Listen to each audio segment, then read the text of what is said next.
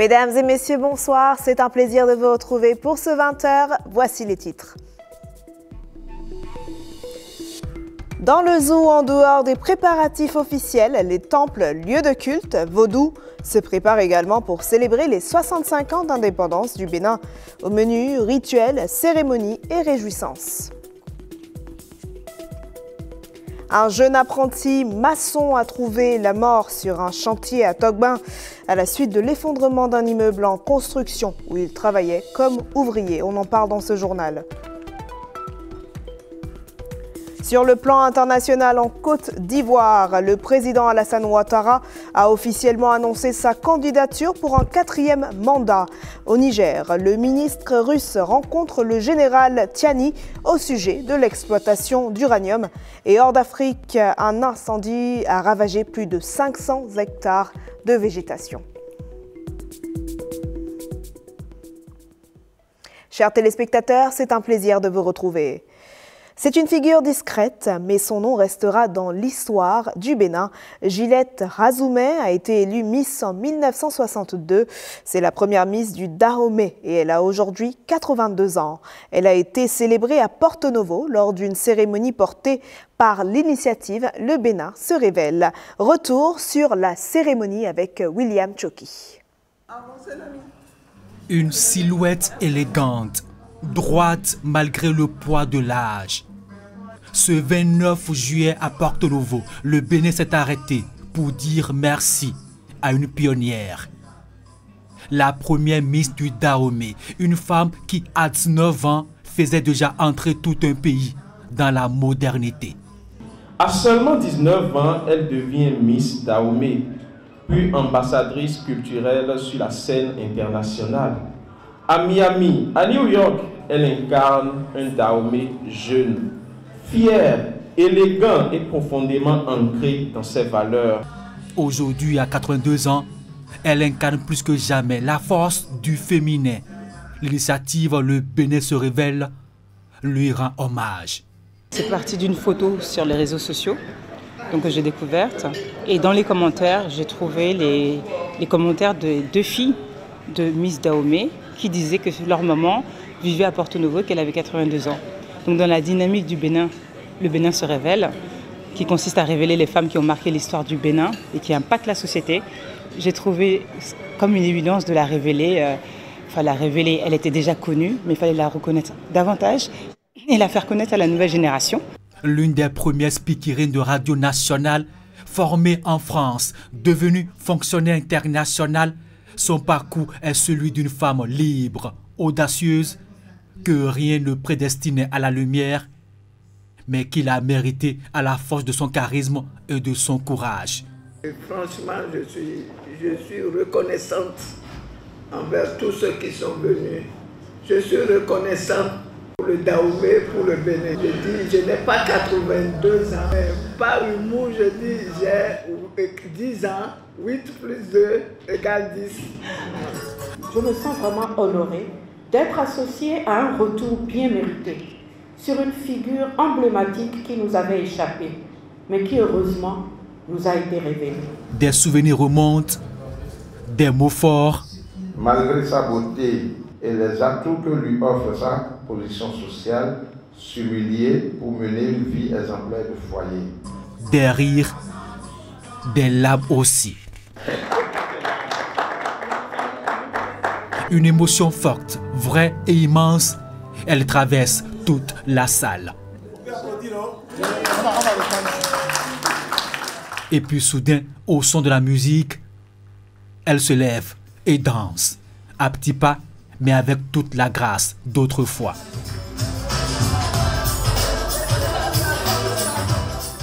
Gilette Razoumé a tout de même une doléance, celle de pouvoir rencontrer le premier des Béninois.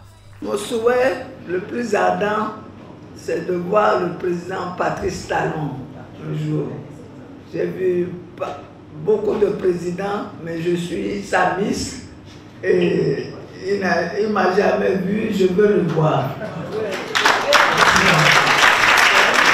Gilette Razoumé, à 82 ans, n'a jamais réclamé la lumière, mais elle l'a toujours portée en elle Aujourd'hui, le Bénin ne célèbre pas seulement une femme, il célèbre une mémoire, une force et lui dit merci d'avoir ouvert la voie. Oui, contrairement à cette femme qui a plus de 80 ans aujourd'hui et que nous avons célébré, un jeune homme en quête de son gagne-pain a trouvé la mort sur un chantier. Il a succombé à la suite de l'effondrement d'un immeuble en construction où il travaillait comme ouvrier. Dans un point de presse, la police républicaine revient sur les circonstances du drame et exhorte les citoyens au respect des lois. Hilaire Kodjo et Jacob Totredo pour le reportage. Le mercredi 23 juillet 2025, aux environs de 0 heure, le commissariat de police de l'arrondissement de Godomé a été informé de l'effondrement d'un immeuble R+3 en construction à Tokbenfandji. Une équipe de fonctionnaires de police s'est aussitôt transportée sur les lieux après avoir alerté les services de secours et avisé le procureur de la République. Une fois sur place, les fonctionnaires de police ont constaté l'effondrement total de l'immeuble. Une foule constituée de riverains et autres curieux a renseigné qu'un jeune homme, sans doute apprenti maçon, serait coincé sous les décombres. Les efforts déployés au long de la nuit pour mobiliser une machine de déblaiement ont été vains. Aux environs de 9 heures, sur requête de la police républicaine, une entreprise de bâtiments et travaux publics a mis une machine à disposition pour le déblaiement des décombres. Après plusieurs heures d'efforts, l'apprenti maçon a été retrouvé dans un état critique. Il a été immédiatement transporté au Centre national hospitalier universitaire Hubert Koutoukou-Maga pour une prise en charge médicale urgente. Malheureusement, le jeudi 24 juillet 2025, aux environs de 8 heures, il a succombé suite à ses blessures. L'audition du maître maçon n'a guère éclairé sur le respect des formalités en matière de construction d'habitat. Le ministère du cadre de vie et des transports, en charge du développement durable, a porté plainte contre le propriétaire de l'immeuble effondré. Il a déclaré avoir entamé depuis 4 années la construction de l'immeuble sans études architecturales et techniques, ni études du sol préalables. Il est présentement aux mains de la justice pour faire face à ses responsabilités. L'enquête se poursuit et la police invite les populations à se conformer strictement au respect de la loi. La session ordinaire 2025 du Conseil des ordres nationaux du Bénin s'est officiellement achevée lundi. Durant plus de 3 mois, les membres du Conseil ont procédé à l'examen de plus de 1100 dossiers de candidature à des distinctions honorifiques. Tant dans les ordres civils que militaires, la cérémonie de clôture a été présidée par la vice-présidente de la République, Mariam Chabi Talata, grande chancelière de l'ordre national. Voici le point avec Françoise Insou et Ulvaïs Balogou. Ouverte en mars dernier, la session ordinaire 2025 du Conseil des ordres nationaux du Bénin aura permis l'étude de plusieurs dossiers civils et militaires. À l'ouverture de la session, 1519 dossiers étaient attendus pour examen et répartis comme suit. 1119 dossiers civils, 400 dossiers militaires. Au thème de nos travaux, ce sont 1129 dossiers qui ont été effectivement étudiés, dont 890 dossiers civils et 239 dossiers militaires. Au regard des prévisions, il apparaît un écart de 390 dossiers non examinés. Cet écart est dû, pour l'essentiel, à la non-transmission à la Grande Chancellerie des dossiers complets par certaines structures ministérielles et institutions républicaines. Nous rassurons les candidats concernés par cette situation que leurs dossiers seront étudiés le moment venu dans les mêmes conditions d'égalité, d'équité et de justice. Un exercice méticuleux de reconnaissance et de valorisation des citoyens ayant marqué la nation par leur mérite, leur loyauté ou leur engagement. Il s'agit notamment des valeurs de l'abnégation, de l'endurance, du travail bien fait et du don de soi pour sa nation. Les décisions issues de nos travaux seront, comme le veut la procédure, soumises à l'approbation du grand maître des ordres nationaux, le président de la République, Patrice Talon, en vue de la signature des décrets de citation. L'ordre national, au-delà de la reconnaissance symbolique, incarne la mémoire vivante de la République. Dans un élan de solidarité empreint d'humanité, le groupe CEA ou Happy Family a récemment rendu visite à des enfants orphelins. Portant vivres et dons, ses représentants ont tenu à témoigner leur soutien aux jeunes pensionnaires de l'établissement, une initiative louable qui vise à apporter un peu de réconfort et de joie à ces enfants durant la période des vacances. Reportage avec Françoise Insou et Blaise Adangpo. Pâtes alimentaires, sacs de riz et de maïs, bidons d'huile végétale, les bras chargés, les membres du groupe CEA Happy Family sont au village d'enfants SOS d'Abomey-Calavi. Ils viennent témoigner leur solidarité envers les enfants orphelins. J'ai été touché par le sourire de ces enfants et j'ai lu dans leur visage qu'ils étaient très contents et c'est ça qui nous motive à faire davantage ce genre de gestes. Parce que nous estimons que chaque geste généré de CEA est une lumière pour une société équilibrée. Aujourd'hui, nous avions voulu partager un peu de joie avec les enfants. Parce qu'en tant que mère, on pense aussi à ces enfants, tout comme nous aussi, nous avions des enfants. Ce geste de générosité réchauffe les cœurs. Grâce à ces dons, les enfants auront davantage de quoi se nourrir et se divertir pleinement pendant ces vacances. Vous avez amené votre bonheur dans notre maison. Toutes les bénédictions vous accompagnent. Par ma voix, les enfants vous disent merci et nous espérons que ça sera toujours continuel. Nous souhaitons vraiment de la prospérité et tout ce qu'ils souhaitent au nom bien sûr des enfants. Et au nom de tous les enfants, je tiens à leur dire toute notre reconnaissance. Les membres du groupe CEA Happy Family ne comptent pas s'arrêter là. D'autres centres d'accueil et orphelinats sont déjà ciblés pour prolonger ce sourire sur le visage de ces êtres innocents.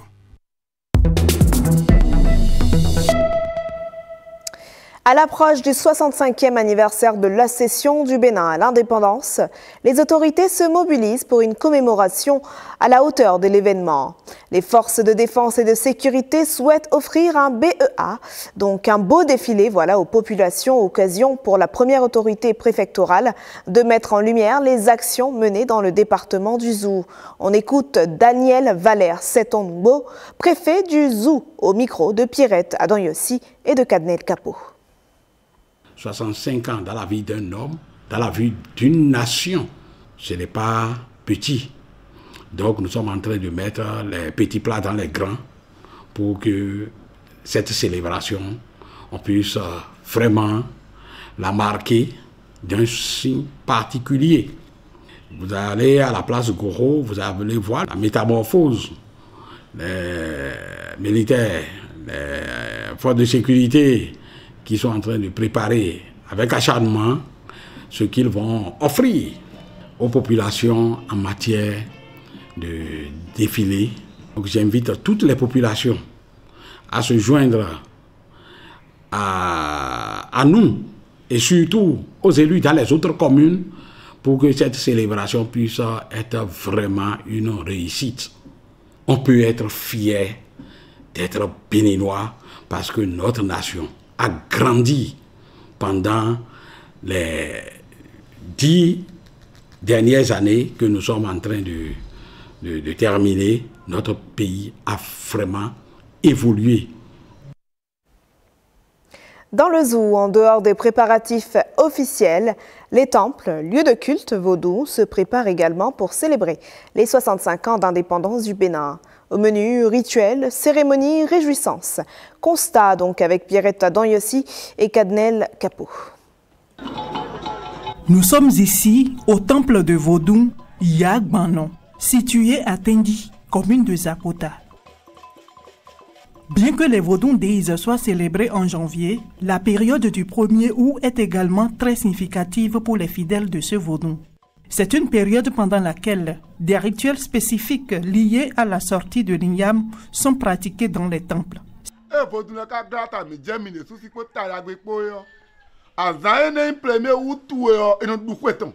Ya Banon. Chez nous ici, pour fêter le 1er août, nous avons plusieurs cérémonies. On fait sortir des vaudous. Il y a Legba, il y a Minona, il y a Dan, Sagbata, Rebioso. Et ce jour coïncide à la sortie de l'Inyam.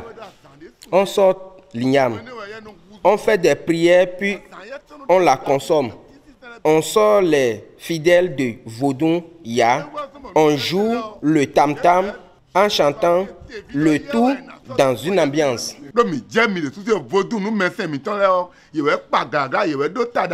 Ces pratiques varient d'un lieu de culte vaudou à un autre. Au niveau du temple de Runongan, à Kodi Tobidi, les fidèles s'apprêtent également à célébrer autrement la fête du 1er août. Au menu ici, des cérémonies et des réjouissances. De la même façon, comme l'État organise sur le plan national, nous avons aussi nos cérémonies que nous faisons. Nous allons faire passer chaque rythme de Zapota. Après cela, on fait une cérémonie que nous appelons en fond Kondopo, c'est-à-dire la réception.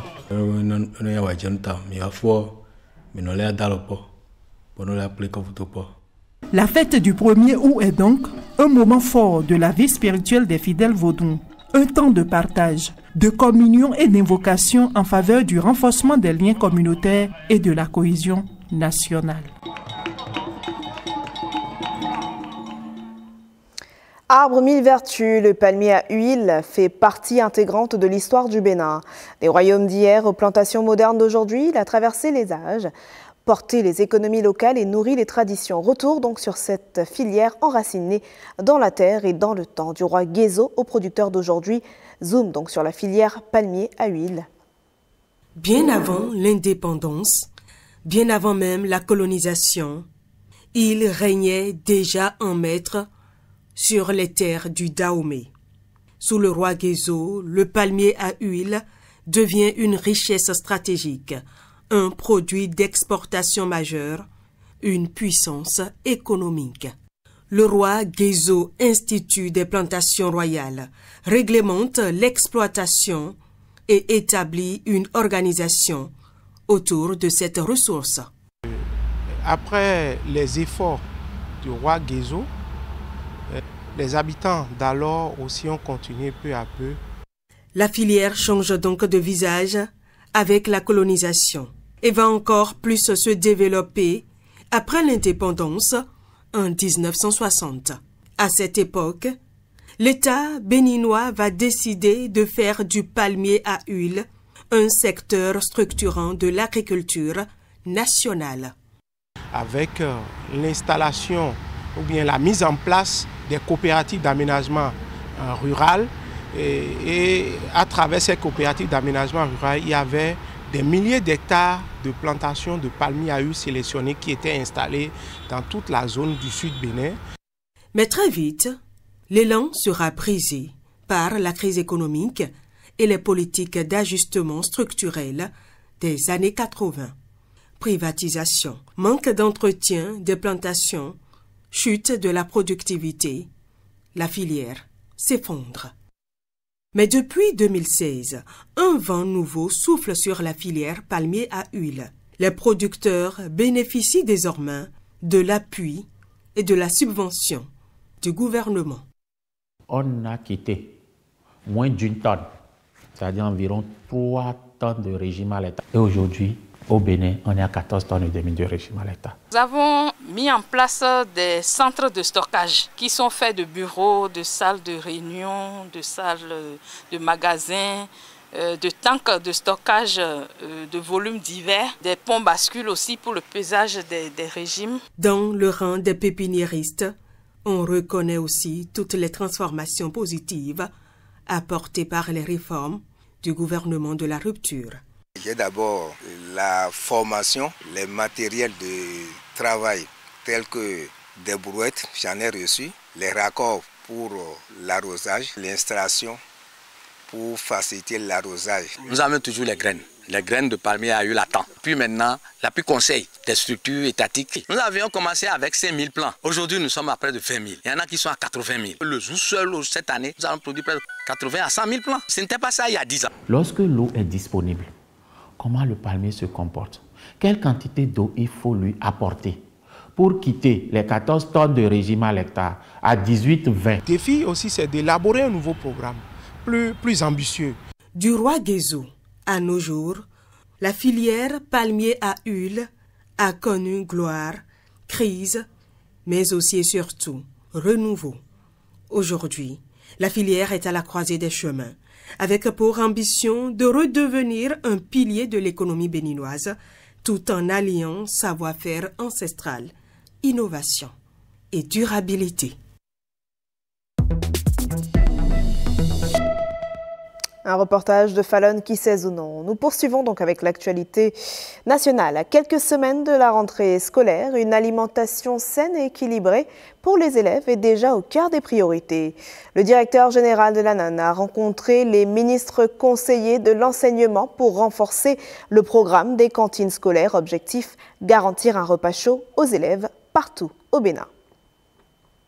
Un repas chaud à l'école, c'est plus qu'un plat. C'est une chance offerte à des milliers d'enfants de rester en classe, d'apprendre, de rêver. Le Bénin veut pousser encore plus loin cette dynamique. Et cette rencontre entre le directeur général de l'Agence nationale de l'alimentation et de la nutrition et les ministres conseillers en charge de l'enseignement participe de cette démarche. Objectif, renforcer le programme des cantines scolaires pour l'année scolaire 2025-2026. Il a été question pour les ministres conseillers de s'assurer si nous sommes bien préparés pour que le premier jour de la rentrée, comme d'habitude, les enfants puissent manger.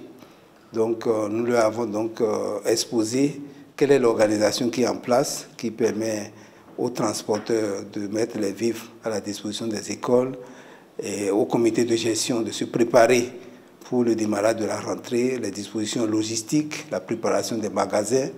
Et nous leur avons expliqué comment nous sommes organisés pour assurer le démarrage effectif de la rentrée à partir de mi-septembre. Aujourd'hui, le programme couvre plus de 5700 écoles, soit 80% des établissements primaires publics. Mais le cap est clair, atteindre toutes les écoles d'ici 2026. Nous allons travailler avec le gouvernement pour voir comment on va boucler les 100% en 2026 comme annoncé. À la rentrée 2025-2026, nous avons 400 écoles qui sont déjà prévues pour être intégrées dans le programme. Et il ne restera que les écoles en milieu urbain pour lesquelles nous allons apprécier le dispositif à mettre en place pour leur intégration progressive ou effective à la rentrée ou au cours de l'année 2025-2026. Ce que je retiens et qui me réconforte, c'est que le gouvernement de mon pays s'organise et très activement pour que le taux de couverture à 100% soit une réalité. Nourrir l'esprit commence aussi par nourrir le corps. L'État béninois veut faire de chaque repas servi à l'école un levier pour la réussite de tous les apprenants. Le Bloc républicain mise sur la jeunesse étudiante. En effet, il a organisé samedi à Parakou un concert au profit de ces jeunes pour leur adhésion au sein de ce parti politique. Les structures décentralisées du parti ont initié les étudiants au militantisme politique. Un engagement précoce pour une génération appelée à exercer en 2026 leur droit de vote pour la toute première fois. Olivia Messan et Abdoulaye Moumouni Yakoubou pour plus de précisions.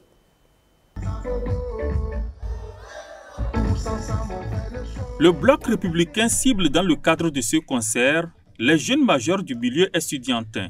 Objectif de ce réseau d'étudiants de la dynamique talent continu et des structures décentralisées du parti, anticiper en leur donnant des aptitudes pour le militantisme et le leadership politique. Vu par les réformes du système partisan en cours au Bénin, depuis quelques années, nous avons opté de militer dans un parti politique du haut de nos 18 ans.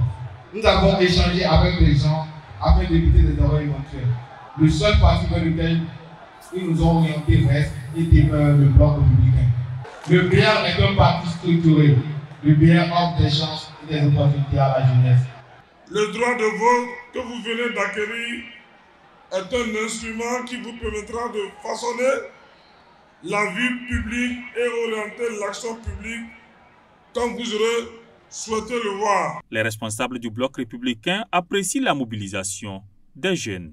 Un sentiment de satisfaction.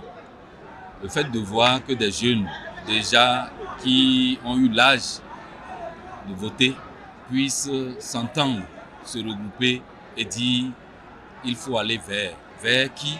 Vers le bloc républicain. Si dès maintenant nous commençons par former ce vivier-là, ça veut dire que dès maintenant nous commençons par former ce qu'on appelle les futurs cadres du BR. Au terme de ce concert, ces jeunes s'engagent comme ambassadeurs dans la promotion de l'école politique du bloc républicain au profit de leurs pairs dans leur localité.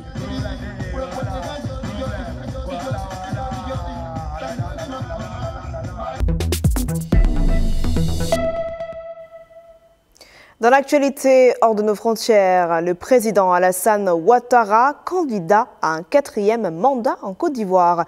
Au Niger, le ministre russe rencontre Tiani pour discuter de l'exploitation d'uranium. Et donc voilà pour la page internationale. Suivez. Le président ivoirien Alassane Ouattara annonce sa candidature à la présidentielle du 25 octobre dans une déclaration diffusée sur les réseaux sociaux. À 83 ans, il va briguer un 4e mandat à la tête du pays.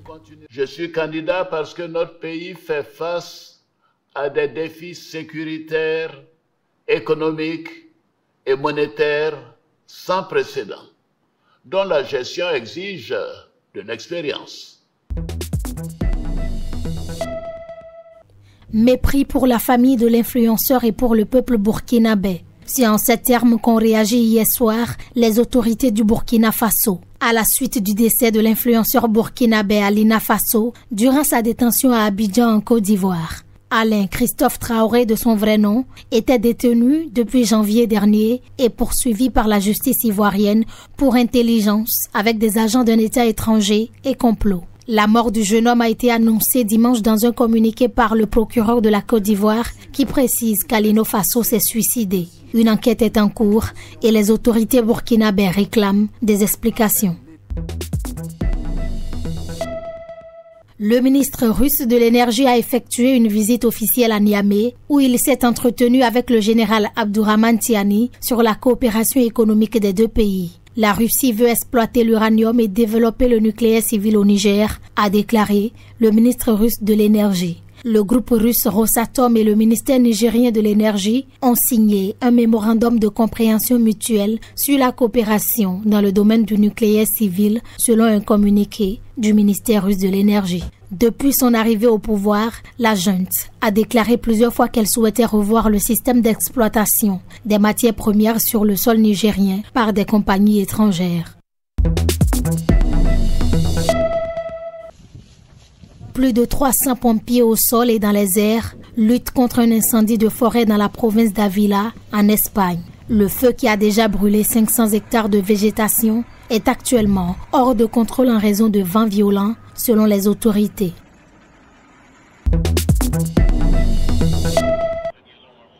Quatre personnes, dont un policier, ont été tuées hier après qu'un homme armé est entré dans un gratte-ciel du centre de Manhattan, déclare la chef de la police de New York. Le suspect, identifié par la police comme Shane Tamura, s'est donné la mort. D'après l'enquête préliminaire, il cherchait à cibler la NFL, le grand championnat de football américain, déclare le maire de la ville. Et voilà, mesdames et messieurs, nous arrivons donc au terme de cette édition, mais restez avec nous tout de suite. À la suite de ce journal, un documentaire intitulé « Conjuguer », donc congeler ces ovocytes pour repousser sa maternité, qui présente la technologie de l'autocongélation d'ovocytes pour permettre aux femmes qui désirent un enfant de les congeler. À 21h, en nouvelle diffusion, la série Litapo. À 21h30, un documentaire, École, apprentissage, pourquoi les jeunes décrochent, nous parle des multiples causes de décrochage chez les jeunes. Un magazine à retrouver, votre magazine, les maternelles d'Afrique à 22h. À 23h, les annonces nécrologiques et à 23h30, votre édition du soir. Très bonne suite de programmes sur Bénin TV.